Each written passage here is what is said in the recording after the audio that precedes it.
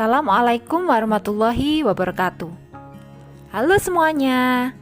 Kita ketemu lagi di semester 2 bersama Bu Dita di mata pelajaran fikih. Untuk semester 2 kali ini, yang pertama kita akan belajar tentang kurban.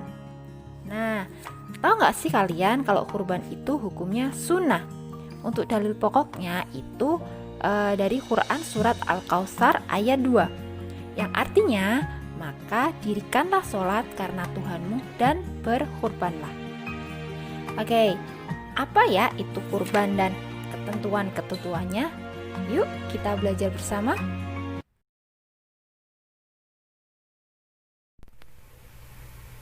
Oke, kurban.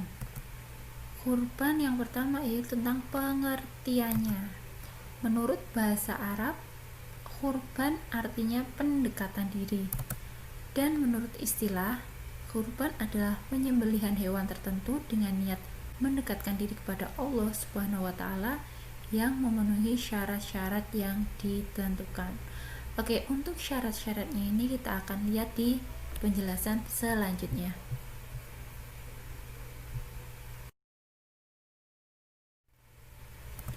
Sebelum kita masuk ke ketentuan kurban, kita lihat dulu ini ada istilah lain dari kurban yaitu udhiyah. Ini mengandung dua arti ya. Yang pertama itu kambing yang disembelih pada waktu duha dan setelahnya, dan arti yang kedua yaitu kambing yang disembelih pada hari raya Idul Adha dengan niat mendekatkan diri atau taqarruban kepada Allah. Nah, ini adalah sebutan untuk orang yang berkorban, bisa perseorangan atau kelompok, itu disebut syahibul kurban.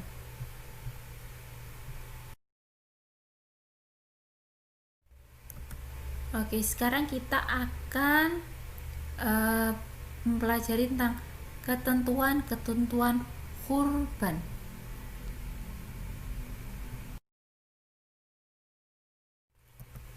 Yang pertama yaitu tentang hewan kurban. Hewan yang dapat dipakai untuk berkurban adalah hewan ternak, yaitu yang pertama unta, yang kedua sapi atau kerbau, dan yang ketiga adalah kambing. Selain ketiga jenis hewan tersebut tidak boleh digunakan untuk hewan kurban.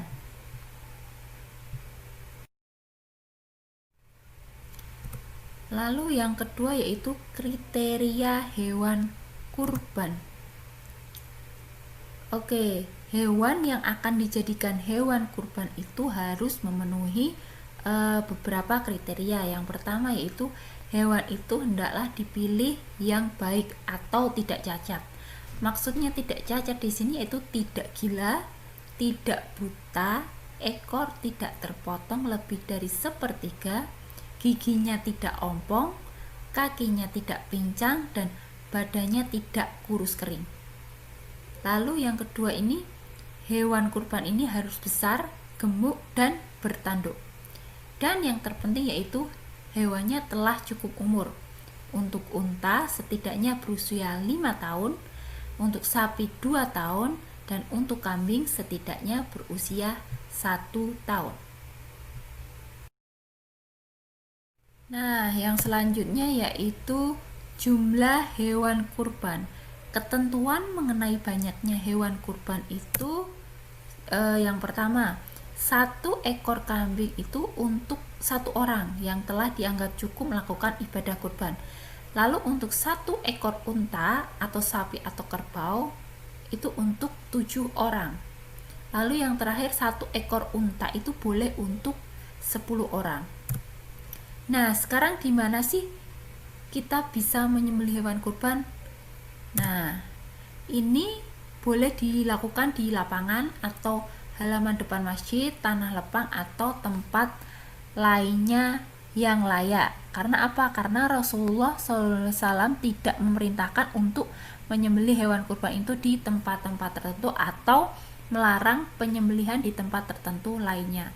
Artinya ya boleh saja di yang saya sebutkan tadi ya, di halaman atau halaman depan masjid, tanah lapang, atau tempat lainnya yang layak. Nah, untuk waktu penyembelihan kurban, ini waktunya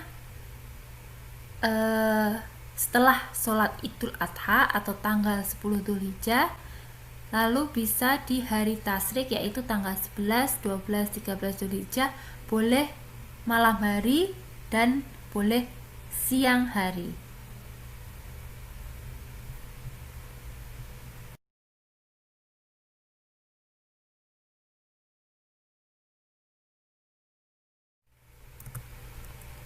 Orang yang berhak menyembelih hewan kurban itu yang pertama syahibul kurban atau orang yang berkurban.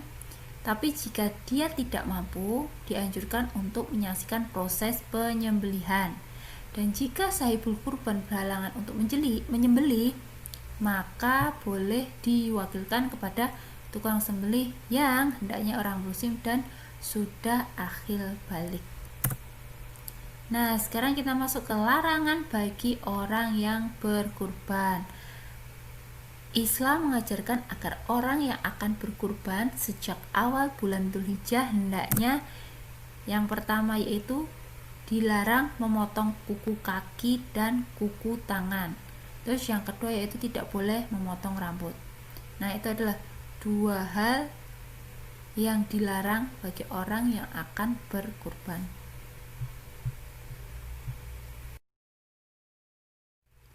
Yang terakhir yaitu orang yang berhak menerima daging kurban atau disebut dengan mustahik kurban. Daging yang dibagikan untuk mustahik kurban itu satu untuk dimakan oleh syahibul kurban atau orang yang berkurban, dan yang kedua itu untuk disedekahkan kepada fakir miskin, dan yang ketiga itu untuk dihadiahkan kepada para sahabat, kolega, atau kenalan.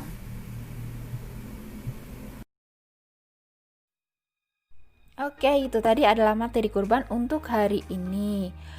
Kurban itu mengajarkan kepada kita bahwa betapa pentingnya berbagi kepada orang lain. Nah, kalian jangan lupa berbagi kepada orang lain ya.